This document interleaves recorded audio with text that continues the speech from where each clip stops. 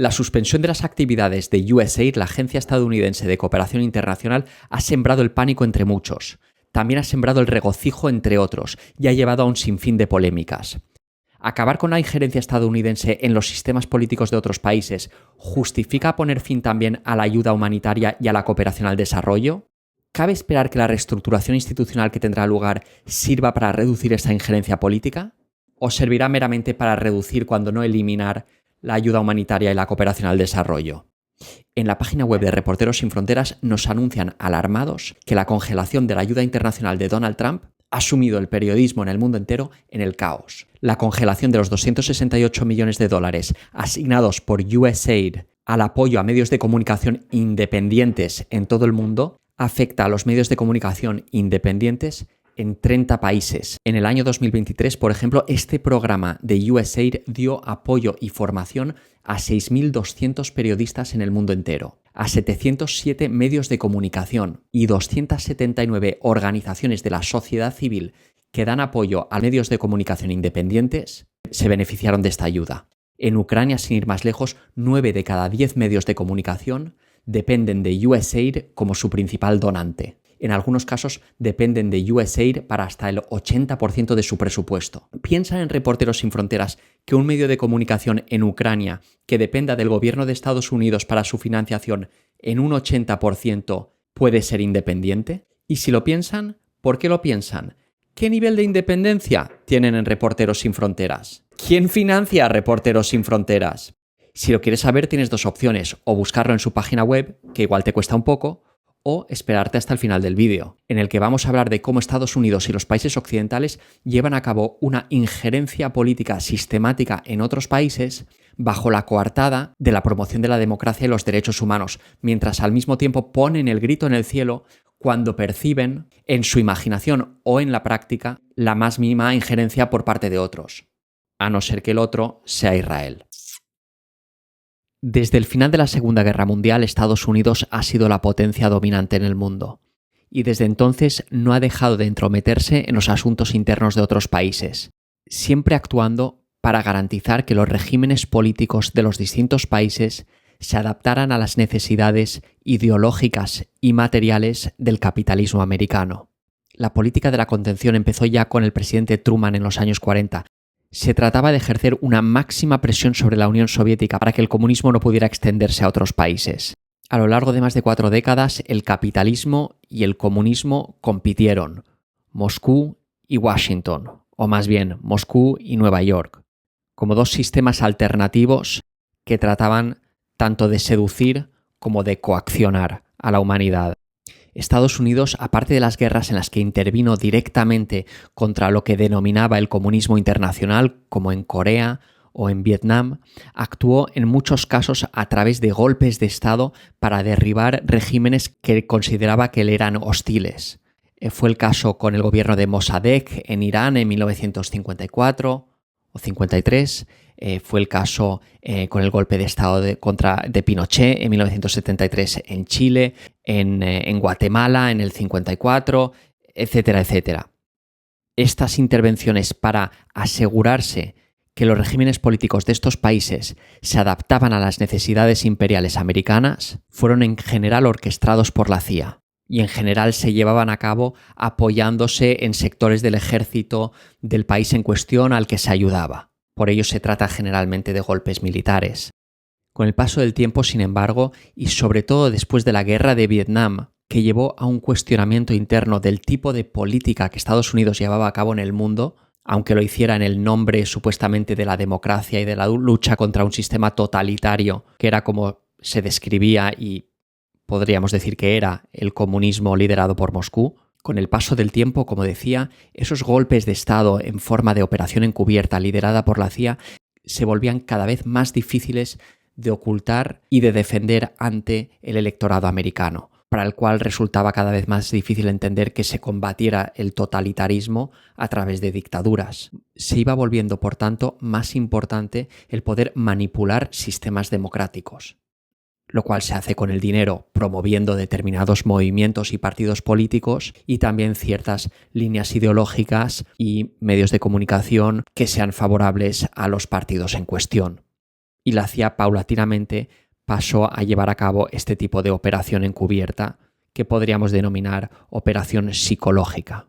Sin embargo, cuando se destapaba que un partido político o un movimiento político o un medio de comunicación estaba siendo financiado por la CIA, podía resultar muy contraproducente para el movimiento político en cuestión, también para la imagen de la propia CIA. En 1983 se decidió cambiar de método. Se creó el National Endowment for Democracy, el Fondo Nacional para la Democracia. Este funciona desde entonces a través de una apropiación, es decir, de una asignación financiera por parte del Congreso de los Estados Unidos a este fondo privado cuya función es promover la democracia en el mundo. A día de hoy tiene un presupuesto de $300 millones y no te extrañará saber, si no lo sabes ya, que desempeñó un papel fundamental en la rebelión del Maidán de Ucrania del año 2013 que puso fin al gobierno prorruso de Yanukovych. En Ucrania en aquel entonces la sociedad y el sistema de partidos estaba dividido entre los que querían seguir más conectados con Rusia y los que querían distanciarse más de Rusia y tener una conexión más fuerte con los países occidentales y pasar a formar parte de la Unión Europea. La rebelión, revolución, golpe de Estado, llamémoslo como queramos, del Maidán del 2013, forma parte de las llamadas revoluciones de colores, en las que este tipo de injerencia sutil en el sistema político desde Estados Unidos y los países occidentales sirve para modificar el perfil y la orientación política de un país.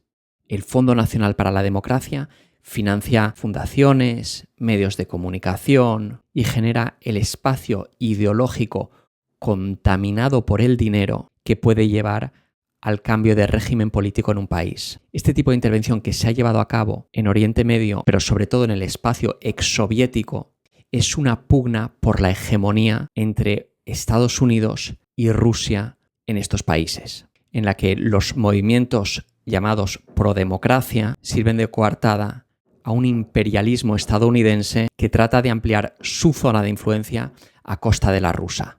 Estoy convencido de que muchísimos activistas políticos, periodistas que salen de las fundaciones y de las organizaciones financiadas de esta manera por Estados Unidos están convencidos realmente de estar obrando por la democracia. Entiendo que tras décadas de dictadura y de vivir bajo la bota de Moscú de alguna manera, uno busca hacerse amigo del enemigo de su enemigo, de alguien que le pueda ayudar a quitarse de encima a quien le ha estado oprimiendo tanto tiempo. Eso no quita que cuando un movimiento político o cualquier entidad que tenga un impacto en la esfera pública recibe dinero de una parte interesada, siempre caerá bajo su influencia. Y pensar que Estados Unidos o cualquier otro país va a financiar con fines puramente altruistas un medio de comunicación, una ONG que interviene en el espacio público o un movimiento de alguna manera político, me parece de una enorme ingenuidad. Claro que el Fondo Nacional para la Democracia es solo uno de muchos mecanismos. Quizá fue el primero, pero desde entonces se crearon muchos más vehículos financieros con los cuales Occidente y principalmente Estados Unidos tratan de ingerir en los asuntos internos de otros países, principalmente, como decía, en países de la ex esfera soviética. Existe la Fundación Soros o la Open Society Foundation, la Fundación de la Sociedad Abierta, que con el dinero del magnate George Soros ha hecho pues 3/4 de lo mismo. Si nos fijáramos en la financiación que reciben estas ONGs, sea en Ucrania, en Georgia o en Kazajstán o en Moldavia, siempre que vemos que reciben dinero de la NED, el National Endowment for Democracy, vemos que también reciben dinero de la Open Society Foundation de George Soros. El 25 de enero, el nuevo secretario de Estado de Donald Trump, Marco Rubio, anunciaba la congelación de toda la ayuda al exterior de Estados Unidos, con algunas excepciones como la ayuda para Israel y la ayuda para Egipto, también al parecer, de momento, la ayuda militar para Ucrania, no la ayuda económica. La ayuda económica también se ha interrumpido. Posteriormente, la intervención de Elon Musk y su equipo en USAID, la agencia estadounidense de cooperación al desarrollo, que es el mayor donante en ayuda humanitaria y de cooperación al desarrollo del mundo y cuyos programas habían caído bajo esa congelación de la ayuda al exterior dictada por Marco Rubio, ha llevado a una enorme polémica. Por un lado están los que ponen el grito en el cielo diciendo ¡qué barbaridad! ¿Cómo se puede hacer esto con la ayuda al desarrollo y la ayuda humanitaria? Estamos hablando, es cierto, de literalmente miles de programas en el mundo entero que afectan de forma directa a la supervivencia de millones de personas que están cubiertas por programas de terapias de antirretrovirales para el SIDA, programas para desarrollar infraestructuras sanitarias básicas, ayuda alimentaria, programas de salud básica, muchísimos programas que requieren de una continuidad financiera, que no se pueden interrumpir de la noche a la mañana sin provocar muertes de personas inocentes. Estoy de acuerdo con esta perspectiva. Me parece una barbaridad. USAID gastó en el año 2023 $71.000 millones. Es una cifra enorme. Claro, es solo algo más de un 1% del presupuesto federal de los Estados Unidos. Y no llega al 0,3%, está en torno al 0,26% del Producto Interior Bruto de Estados Unidos. De ese total hay una gran mayoría que se destina a la cooperación al desarrollo y a la asistencia humanitaria. Pero Donald Trump y Elon Musk, en ese estilo chulesco que les caracteriza, han dicho, creo que Elon Musk dijo que era una organización criminal, acogiéndose sobre todo al hecho de que USAID financia programas que han adquirido fuertes tintes de lo que podríamos llamar wokeismo. Es decir, podrían financiarse terapias hormonales para personas trans, cuestiones que desde una perspectiva cultural quizá no gozaran de aceptación por parte de una mayoría de estadounidenses a día de hoy. Sin embargo, esto representa una parte minúscula del gasto de USAID. Entre la base de votantes de Donald Trump existe un fuerte rechazo al wokeismo.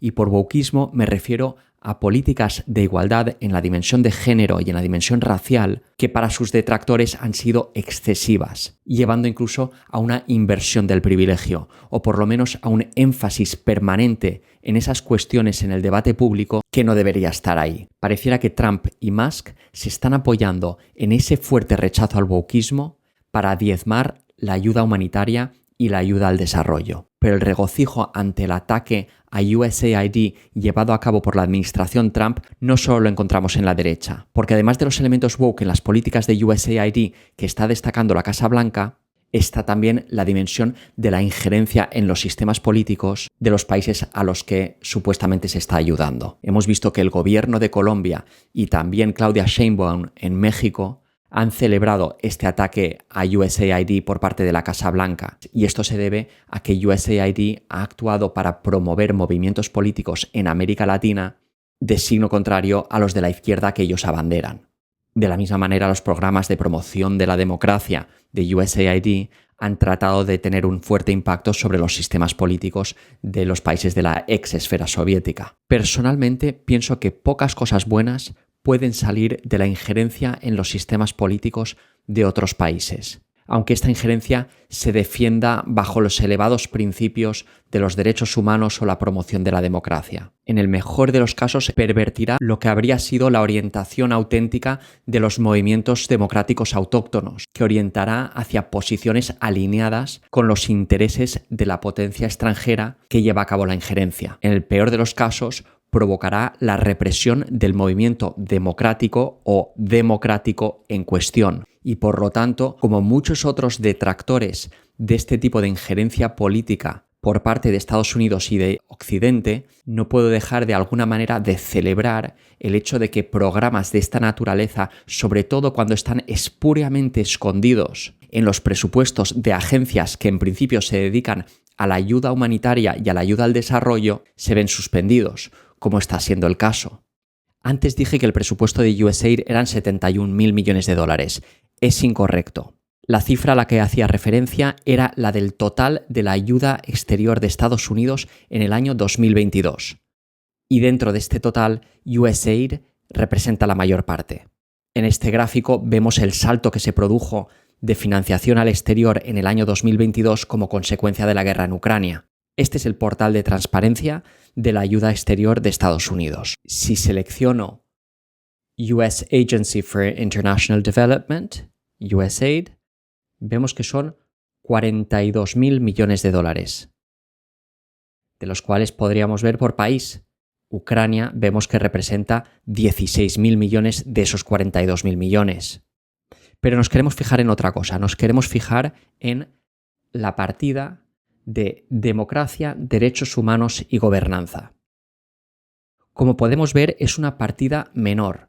La partida, por ejemplo, de desarrollo económico representa 18.000 millones, la de asistencia humanitaria 9.000 millones, la de salud 7.000 millones, mientras que democracia, derechos humanos y gobernanza representan 1.759 millones.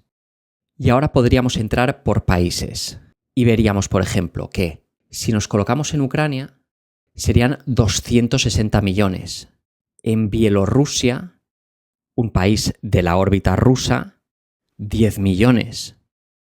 Imaginemos que Rusia, en un portal de su gobierno, declarara abiertamente que se está gastando 10 millones de dólares en promover la democracia, por ejemplo, en Polonia.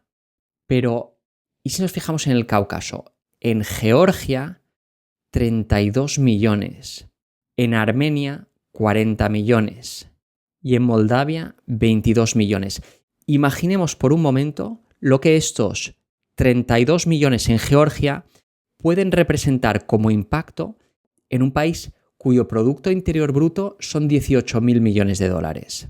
Estamos hablando del 0,2% del Producto Interior Bruto, de dinero extranjero que entra en las arcas de determinadas ONGs y medios de comunicación que siguen una línea política determinada. Es una cifra enorme. Si lo pensamos, ¿cuánto puede representar todo el sector mediático de un país en términos de Producto Interior Bruto? ¿Un 1%? Y si lo limitáramos a la parte del sistema mediático que tiene que ver con la información de actualidad y política, sería menos, ¿verdad? Por lo tanto, ¿qué duda cabe de que 32 millones de dólares anuales puedan tener un impacto significativo en el sistema político de un pequeño país como Georgia o Moldavia, por no hablar de los 265 millones en Ucrania? El año pasado, Georgia, a pesar de las fuertes presiones internacionales ejercidas por Occidente, aprobó una ley en su Parlamento que tilda de agentes extranjeros a los medios de comunicación independientes y ONGs independientes que reciben más de un 20% de su financiación de gobiernos extranjeros. La aprobación de esta ley conllevó fuertes protestas y disturbios en Tbilisi y una escalada violenta que recordó por momentos los acontecimientos del Maidán del año 2013. Esta ley de Georgia, que va en la misma línea que la ley de Estados Unidos de 1938, FARA, Foreign Agents Registration Act, tampoco es que prohíba esta financiación extranjera. Lo que hace es crear obligaciones burocráticas y administrativas para quien la recibe.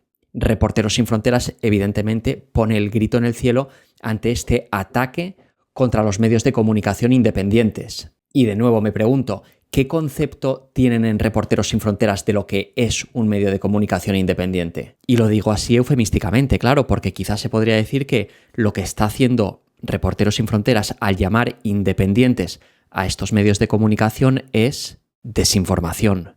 Y me pregunto, ¿quién nos va a proteger de la desinformación de Reporteros Sin Fronteras? ¿Va a hacer algo al respecto la Unión Europea? Si nos fijamos en el portal que te acabo de mostrar, en las aportaciones para la promoción de la democracia y los derechos humanos en Ucrania en los años que precedieron la revuelta del Maidán, 2009, 10, 11, 12, vemos que en cada uno de estos años USAID aportó unos 30, 40, 50 millones de dólares para este fin en Ucrania. Y como decía antes, USAID estaba lejos de ser la única organización occidental que estaba trabajando con estos objetivos. Antes mencioné al National Endowment for Democracy, ese fondo o dotación nacional para la democracia de Estados Unidos, la fundación de la Open Society de George Soros. Hay muchas otras. También está, por ejemplo, a día de hoy, aunque con un presupuesto mucho menor, la European Endowment for Democracy, el Fondo Europeo para la Democracia, un fondo financiado por la Unión Europea, aunque su presupuesto, que creo que está en torno a los 40-50 millones de dólares anuales, es bastante menor. En el caso de Ucrania, concretamente, vimos que este asunto de financiar movimientos políticos y medios de comunicación afines en países terceros no acabó nada bien, sobre todo para los ucranianos. Incluso si creemos que realmente se está promoviendo una democracia saludable por estos medios, no se podrá eludir nunca la sospecha respecto del resultado. Reforzará los argumentos y las motivaciones de quienes están en el lado opuesto. Instigará la represión, la escalada violenta y, por último, la desestabilización de toda una sociedad, como fue el caso en Ucrania y podría serlo en Georgia o en Moldavia o en otros lugares. Personalmente me considero un demócrata. Es más, me considero un demócrata liberal. Pero creo que los procesos democráticos tienen que ser el resultado de los esfuerzos de emancipación de los pueblos y que los gobiernos extranjeros se deben mantener al margen. Este escándalo en torno a la Agencia de Cooperación Internacional de Estados Unidos pone de relieve lo nocivo que es no solo la injerencia en los procesos políticos de países terceros, sino lo nocivo que es disfrazar esta injerencia de ayuda extranjera, sumergiéndola en las actividades de agencias de cooperación al desarrollo que a lo que se deben dedicar es al desarrollo y a la ayuda humanitaria. Y deben mantenerse alejadas de los procesos políticos que se llevan a cabo en los países, que solo pueden ser legítimos si son el producto del activismo y la participación política de los ciudadanos de esos países. Es demasiado temprano para saber si este ataque frontal de la administración Trump contra USAID servirá para diezmar la ayuda humanitaria o si servirá para diezmar la injerencia política en países terceros, o las dos cosas. Espero que sea solo el segundo de estos supuestos. Y aunque soy optimista, no soy ingenuo. Y no creo que sea el caso. Entonces, si la ayuda humanitaria va a padecer, espero también que padezca este tipo de injerencia. Y creo que es bastante posible, porque las políticas nacionalistas de la nueva administración Trump no son sino el resultado necesario de tendencias a más largo plazo que se venían produciendo en los equilibrios de poder mundiales. Ahora ya estamos en un mundo multipolar, un mundo en el que Estados Unidos sabe que ya no se trata de imponer su ideología al mundo. Es un mundo en el que importarán menos las ideologías, un mundo que se parece más al de la multipolaridad europea del siglo XIX, donde las grandes potencias competían para defender sus intereses, no la supremacía de sus valores nacionales. Y es coherente con esta nueva realidad que Estados Unidos ya no se dedique a la promoción de sus altos y nobles ideales, sino a la defensa de sus intereses puros y duros. Y en este sentido, las pugnas ideológicas internas en los países son irrelevantes. Al principio del vídeo, como si de una conspiración se tratara, prometí informarte sobre quién financia a Reporteros Sin Fronteras.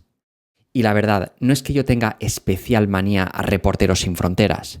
Es una suerte de falsa ONG internacional como tantas otras que pululan por ahí. Hace algunas cosas buenas y otras no tan buenas, porque en sus actividades tiene un fuerte sesgo político. Basta una ojeada a su página web para ver la obsesión que tienen con Rusia.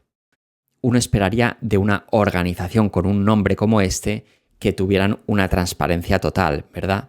Y no es que carezcan totalmente de transparencia, pero en la página web sí que hay que escarbar un poquito. Y cuando lo hacemos nos encontramos con que un 54% de su financiación es de origen estatal. Un 22% viene de contribuciones de fundaciones. Un 11% de patrocinio de empresas privadas. Un 10% de actividades comerciales y ya estamos casi en el 100%.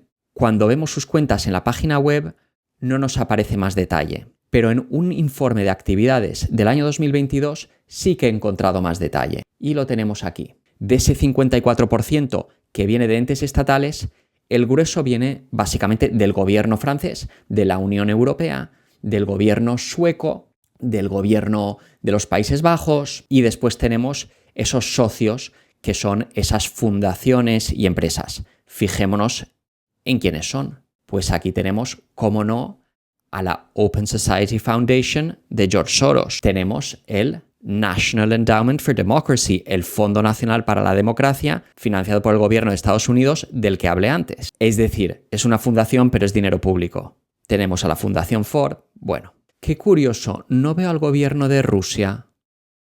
Es cierto que tradicionalmente las ONGs han llevado a cabo actividades financiadas por los estados. A menudo son actividades que los ciudadanos quieren que desempeñen. Es el caso cuando hablamos de la ayuda humanitaria y de la cooperación al desarrollo. A menudo las ONGs están técnicamente mejor equipadas para llevar a cabo estas actividades.